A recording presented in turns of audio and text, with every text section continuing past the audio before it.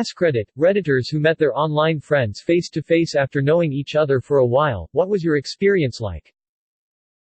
Awkward the first time for sure, but I'm glad I did it. On the other hand, going on a cabin trip with a dozen people I barely knew outside of that they were in one of my nerd groups was one of the best experiences of my life. Happy Cake Day. It was awkward the first time, but we kept on seeing each other, and now we're dating smiley face. That's cool.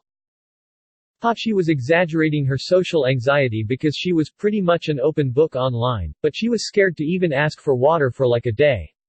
Had to order for her at Burger King because she wouldn't tell the person at the register that she wanted onion rings instead of fries. Got her a 3-day permit and took her fishing, cause she said she wanted to and never has.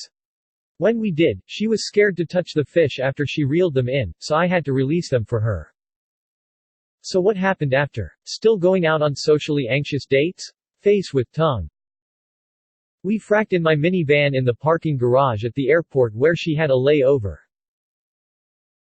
That's a proper layover. I moved in with her, married her 2 years later, and lived happily ever after. Less than 3. But what happened when you guys met for the first time? Their friendship is better from afar. Haha face with tears of joy. I will come back to this after December 16th. Me and my friend met online at the age of 13, he was 14. We have been talking ever since. I am now 23, he's 24. We are going to meet for the first time December 13th to December 16th after all of these years. I'll tell you guys how it goes then. Flight and hotel is booked. OMG. That's amazing. Several of my real-life friends and I like to hang out on a Discord server that only we are a part of. After some time one of my friends met 2 guys on Rainbow Six Siege's random matchmaking and invited them into the server. At first I thought it was weird because they were outsiders at that point, but as time went on they became really good friends of mine. Even after I stopped playing Siege we all continued to hang out, talk and play other games together nearly every night on that Discord. It turns out they both lived in the same town several states over and were the same age as us, and one summer they came to visit my hometown and all my friends because they were visiting relatives who lived in my state. At first it was a really strange sensation for everyone to see each other in person after multiple years of hanging out on the daily via Discord, but that quickly faded and the experience was awesome. I look forward to seeing them again. It's interesting to think that this kind of thing was never able to happen in the history of humanity before now. The concept of meeting friends in person for the first time after you've hung out with them on a daily basis for years is something only my generation has ever been able to experience. I'll probably never forget pulling up in my friend's SUV to this random property in the middle of nowhere and seeing some dude come up and greet me in the voice of one of the guys in my Discord, except in way higher audio quality. I do this all the time. Currently my vacations are an excuse to meet the people I've been talking to for 6+ years. They are basically family. The first time I ever met any of them was slightly awkward. It was about 2 years into knowing them, but we got over it quickly, and just started chatting. I've met about 15 to 20 of my internet family at this point and am hoping to meet more of them as soon as possible. Some of them I've hung out with more than once when we could.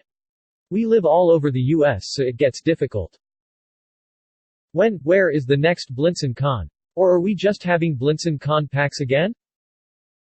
It was so natural. We even go on a cottage every summer for a week. Met him in Gary's mod and played with him for 5 years before meeting him IRL. That's nice smiling face with smiling eyes. TF Ward. What happened? I have a group of online friends from all over the country that was formed in 2009. Throughout the years many of the members left but we're still about 12 and really close. Some live closer to each other, same city, some happen to meet at events. I personally have met about 5 or 6 of them. It's always really good because we have so much to talk about after over 10 years of friendship. The last one I met was living in another country I was traveling to and I stayed at her place for a couple of days, including New Year's Eve. She was the most mysterious of the group, only recently started posting pictures online, created an Instagram account and stuff. We always joked that she was secretly a 60-yo pedophile. We started talking when we were about 14. Turns out it was an amazing experience, it was my favorite night ever, had so much fun and also became friends with her friends. Can't wait to visit her again. Is she a 60-yo pedophile? I went to America, I live in Australia, with one of my friends from Sydney. We were celebrating a 12-year friendship by taking a trip to a ski lodge for the weekend.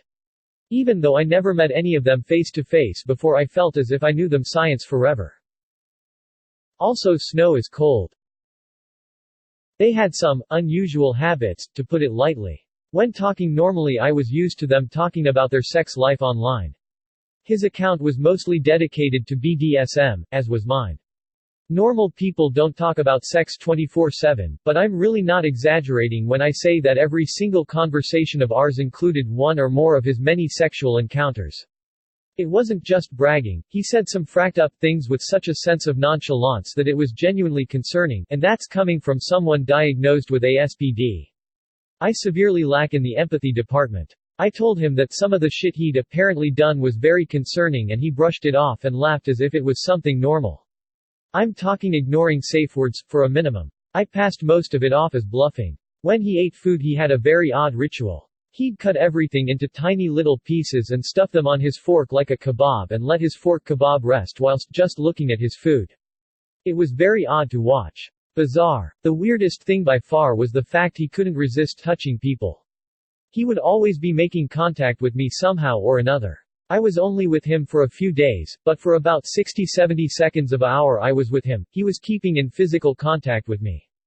It was utterly unnerving. Not sexual. Not platonic. He'd just rest his little finger against my elbow to maintain contact. When I waved goodbye to him at the airport, he literally grabbed my jaw and stared really fracking intensely into my eyes and told me, "I want your presence.